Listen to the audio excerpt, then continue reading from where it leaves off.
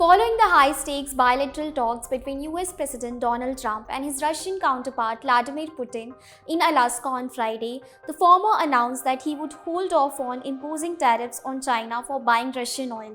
Well, because of what happened today, I think I don't have to think about tariffs. Now, I may have to think about it in 2 weeks or 3 weeks or something, but we don't have to think about that right now. I think the meeting went very well, Trump said in an interview with Fox News after the meeting.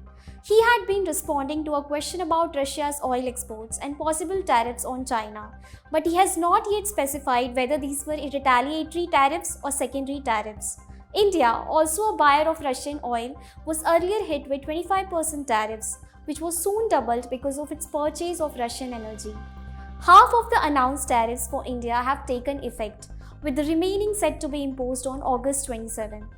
Following the talks, he also did not clarify whether the remainder of the tariffs to be imposed on New Delhi would be waived off or not.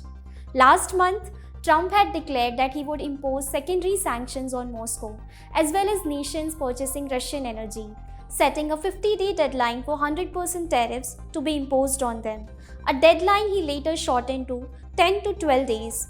We are very unhappy with them, and we are going to be doing very severe tariffs if we don't have a deal in 50 days.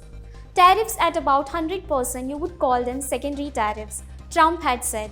However, even past this deadline, no punitive actions were taken against Russia, nor did the severe consequences for Moscow he spoke of, in case the Alaska talks failed come into effect.